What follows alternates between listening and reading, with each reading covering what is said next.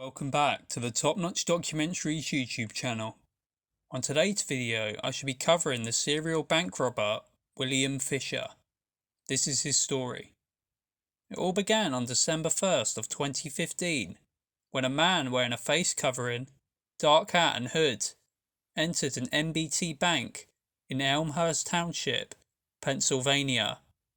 With a handgun, bag and body armor, he threatened the teller and soon fled with $6,946. Over the following month and into the year 2016, many more banks would be targeted. The offender had been spotted fleeing in red vehicles over the course of the many bank robberies. He was also seen on surveillance, wearing red clothing in the banks. The robberies all went down in Pennsylvania and crossed into different northeast districts. Despite the obvious serial bank robber on their hands, the FBI didn't come into the picture to nickname the bandit.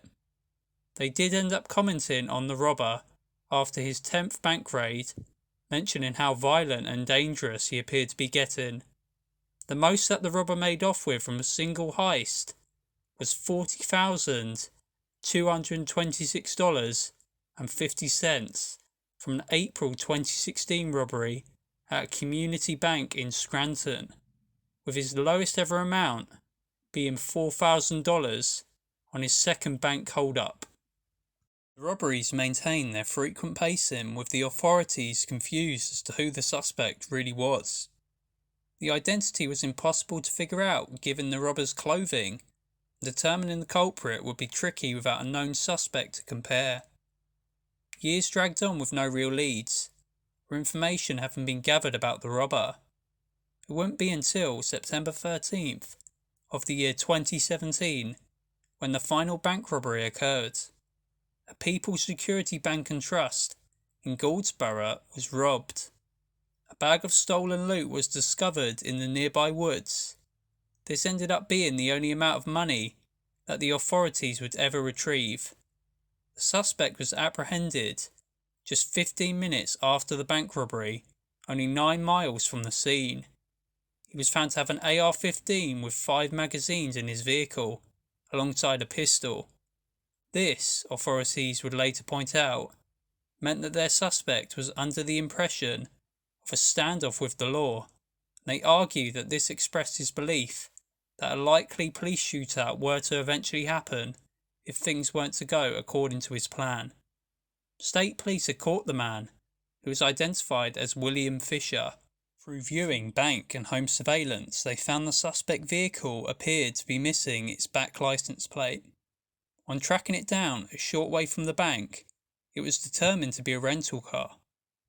A pattern would later emerge of Fischer using rentals for the robberies.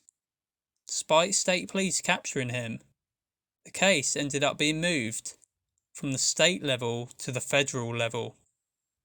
At his sentencing hearing, prosecutors would describe William Fischer's actions as being planned, calculated and manipulative. They made the point of showcasing Fischer as a violent offender who robbed the vast majority of the banks armed, whilst equipped with body armour. His 2-year bank robbery spree was highlighted as having terrified many people. The judge made a comment that Fischer got off light considering the number of robberies and the total amount stolen, more than $203,779.30. Fischer put forth an apology at the federal sentencing hearing. He argued that he had never intended to harm anyone during the robberies. He would go on to say that, "I never thought about the victims, the tellers, people just trying to go to work." The judge ended up calling the ordeal absolutely bizarre, mind-boggling and flabbergasting. In an attempt to receive a shorter sentence, Fischer had cooperated with the investigation and had surprisingly never been in trouble with the police before his bank robbery spree. He was hard-working and lived an upstanding life. The supposed main motive of the bank robberies was put forth as being financial struggles. This seems plausible, given the 14 bank robberies. Fischer's public defender even elaborated further, making the statement that he just had a life of mounting pressure and he succumbed. Fischer's son was attending college and he had a young child. He also said that I spent a lot of time in my life trying to do the right thing. I pretty much destroyed it with my actions. Originally, he was facing hundreds of years of incarceration. However, because of his cooperation, it would be cut down to just under 20 years, 235 months to be precise. The judge made the comment that Fischer got a very good deal. Fischer was ordered to pay $187,010.30 to the bank robbery victims. $29,697.75 of his own assets were handed over, plus a suppressor, firearm components, 24 firearms and ammo.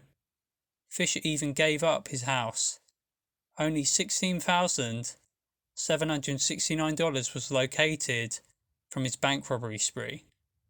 Fischer's known activity revealed that he had deposited more than $140,000 into his bank account from the time of his first raid.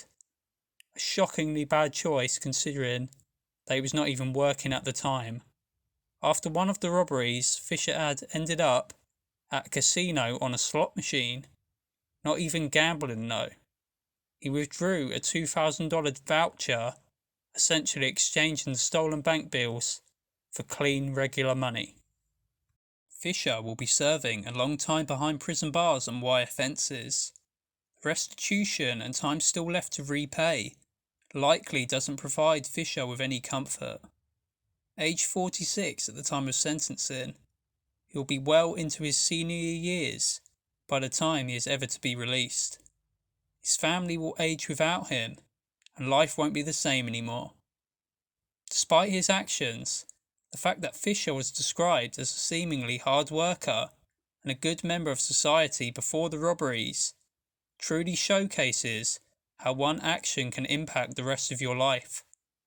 The wrong decision will only serve to crumble any progression that you have made. And that wraps up the case of serial bank robber William Fischer. As always, thanks for watching the video.